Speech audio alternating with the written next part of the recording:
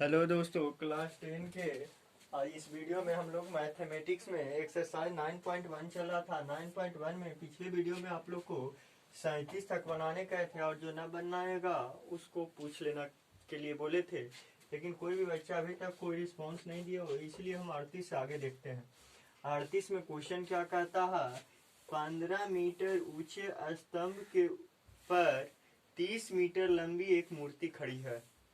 इसका मतलब बीडी स्तंभ है तो आपको डी एडी मूर्ति है और ये दोनों एक दूसरे स्तंभ पर मूर्ति खड़ी है, तो ये टोटल लंबाई आपका 45 हो चुका है। ए बी बराबर 30 प्लस 15 बराबर 45 मीटर। अब कहता है मूर्ति द्वारा, तो मूर्ति ऊपर द्वारा स्तंभ के आधार, तो स्तंभ यह है तो इसका आधार नीचे से 15√3 मीटर की दूरी पर एक बिंदु का उन्नयन कोण क्या होगा। मतलब थीटा बराबर भाग पी बराबर 45, बी बराबर 15√3, तो tan थीटा बराबर पी बटा बी। तो tan थीटा का वैल्यू 45 डिग्री, पी का वैल्यू थीटा का वैल्यू मालूम नहीं, थीटा निकालना है। पी का वैल्यू 45 मीटर, बी का वैल्यू 15√3, 15 या 45।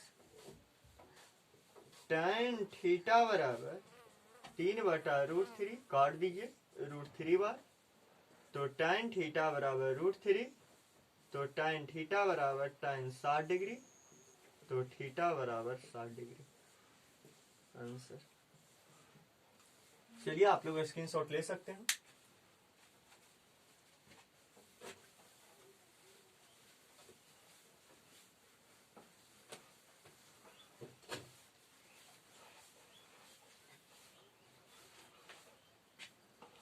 अब आप लोग को आगे हम लोग देखेंगे 39 नंबर क्वेश्चन से। 39 नंबर क्वेश्चन क्या कहता है, एक सीढ़ी एक भवन से लगी हुई है। एक भवन है और ये एक सीढ़ी है।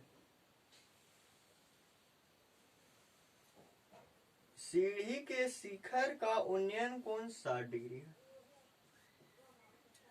सीढ़ी के पलटकर गली के दूसरी तरफ एक भवन से लगा दिया गया। वो दोनों भवन, कौन भवन ऊंचा है इसके बारे में मालूम नहीं है। इस स्थिति में सीढ़ी का उन्नयन कोण 45 डिग्री हो जाता है। देखिए इस स्थिति में उन्नयन कोण के डिग्री हो जाता है 45 डिग्री। जब इधर से पलट करके इसको इधर की ओर हम लगा देते हैं, तो सीढ़ी वही है, सीढ़ी में कोई चेंज नहीं, तो इसका उन्नयन कोण बढ़ करके 45 डिग्री हो जाता है घट करके। यदि सीढ़ी 26 मीटर लंबी है तो गली की चौड़ाई क्या होगा। यदि ये 26 मीटर है तो ये भी के मीटर हो गया, 26 metre. A B C D E, तो गली कौन है, ये टोटल बीसी है।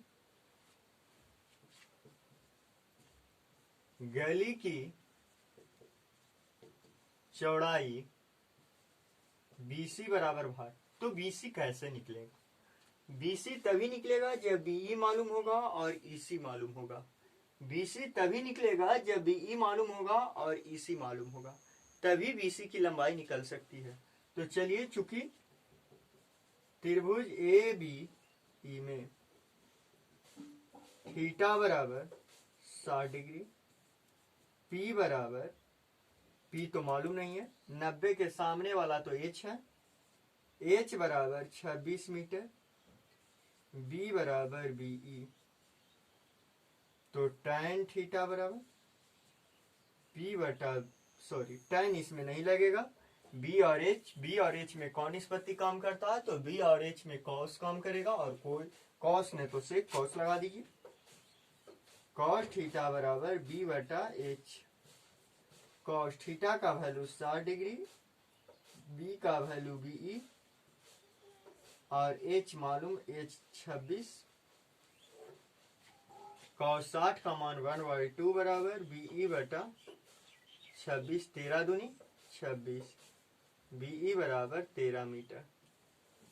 अब देखिए इधर वाले त्रिभुज में चल दीजिए, चूंकि त्रिभुज CDE में थीटा बराबर 45 डिग्री, P बराबर मालूम नहीं, ये 90 है तो H मालूम है, H बराबर 26, B बराबर मालूम नहीं, तो B बराबर आपका EC है और EC मालूम नहीं है, तो आपका फिर कॉस लगाइए, कॉस थीटा बराबर B बटा H, तो कॉस थीटा का वैल्यू 45 डिग्री, B का वैल्यू EC बटा H का वैल्यू 26, कॉस 45 1/√2 बराबर EC बटा 26, तो EC बराबर 26 बटा √2। चलिए स्क्रीनशॉट लेना ले लीजिएगा।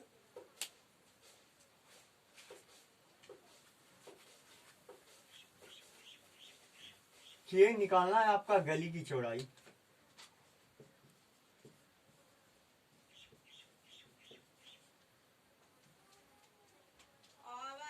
BC बराबर BE प्लस EC, तब BE का वैल्यू 13, EC का वैल्यू 26 बटा √2, हर का परमेकरण 13 प्लस 26 √2 बटा 2, एलसीएम ले लीजिए 2, 26 प्लस 26 √2, 26 कॉमन इंटू 1 प्लस √2 बटा 2, 13, तो 13 इंटू 1 प्लस 1.414, 13 गुना 2.414 गुना कर लेंगे, टोटल आ जाएगा मीटर में। इस प्रकार से हम लोग बनाएंगे और आगे बढ़ते हुए जाएंगे। ठीक है, तो आप लोग स्क्रीनशॉट ले लीजिएगा, उसके बाद हम फिर आगे देखते हैं।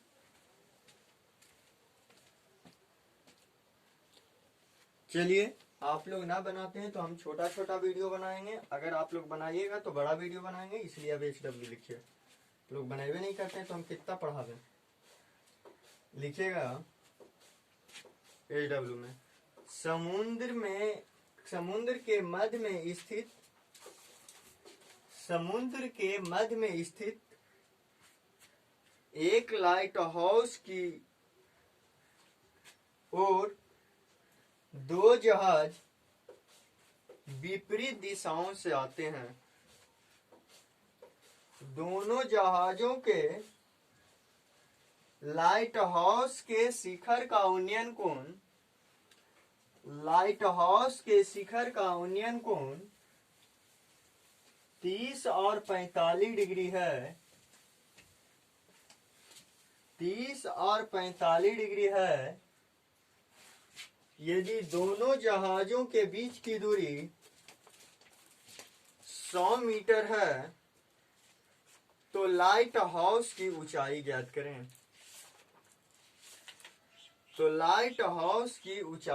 करें। दूसरा नंबर क्वेश्चन लिखिएगा,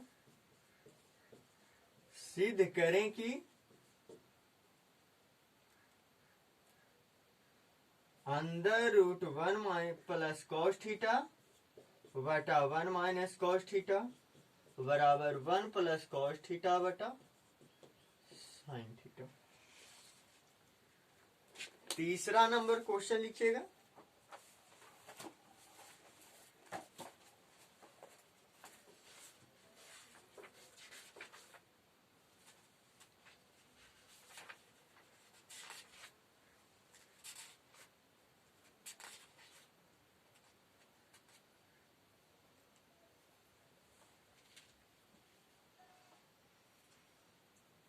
दस वर्ष बाद एक आदमी का उम्र उसकी बेटे के उम्र की 2 गुनी हो जाएगी। 2 गुनी हो जाएगी 10 वर्ष पूर्व आदमी का उम्र उसके पुत्र के उम्र की 4 गुनी थी, तो उनकी वर्तमान आयु ज्ञात करें। तो उनकी वर्तमान आयु ज्ञात करें। अगला लिखेगा, यदि बहुपद ax² - 6x - 6 के शून्यांकों का गुणनफल 4 है, तो a का मान ज्ञात करें। a का मान ज्ञात करें। अगला 42, 63, 140 का अभाज्य गुणनखंड विधि द्वारा एलसीएम और एचसीएफ ज्ञात करें। आगे लिखेगा, जांच करें कि क्या कोई प्राकृत संख्या n के लिए 8 के पावर n का इकाई अंक 0 पर समाप्त हो सकता है। 0 पर समाप्त हो सकता है।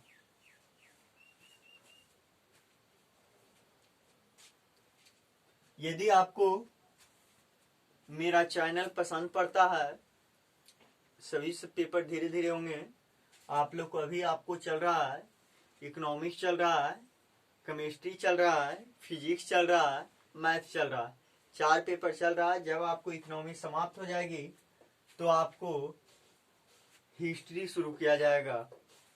उसके बाद हिस्ट्री पढ़ा दिया जाएगा, और जितने भी बच्चे हैं जिनको अगर लगेगा कि नहीं हमको जो है हिल्सावासी हैं, जिनको लगेगा कि नहीं हम सब्जेक्टिव ही यहाँ से प्राप्त कर लें और तैयारी का पैटर्न प्राप्त कर लें, तो वो कोचिंग संस्था में आइएगा। जब खुलेगा तो वहाँ पे आपको सब्जेक्टिव फुल दिया जाएगा। हमारा लक्ष्य यही है कि हर हालत में सही समय पर कितना भी परेशानियां हो, सही समय पर सही ढंग से, ये नहीं कि लपेट समेट करके, सही समय पर सही ढंग से कोर्स की समाप्ति की जाए। ये नहीं कि लपेट समेट करके आपको समाप्त करना हमारा कर्तव्य है। नहीं, हमारा कर्तव्य ये कहता है कि आपको एकदम सही ढंग से हम कोर्स को समाप्त करेंगे। ये हमारा वादा रहा है, क्योंकि जितना भी एक चैप्टर पढ़ा देंगे, फिर आपको जो है जो चैप्टर नहीं चल रहा है, जैसे आप देख रहे होंगे कि हिंदी और संस्कृत का क्लास नहीं हो रहा है, जबकि वो 100 नंबर का होता है, तो डरने की बात नहीं है। हिंदी और संस्कृत नहीं हो रहा है। जब आपका क्लास खुलेगा डायरेक्ट 4 क्लास हिंदी और 4 क्लास संस्कृत चलेगी, ताकि आपको सही ढंग से पूर्ण सिलेबस की समाप्ति हो सके। Thank you. और यदि आपको चैनल पसंद पड़ता है तो लाइक कीजिएगा, सब्सक्राइब कीजिएगा और शेयर करना कभी ना भूलें। Thank you. आज के लिए इस वीडियो में इतना ही।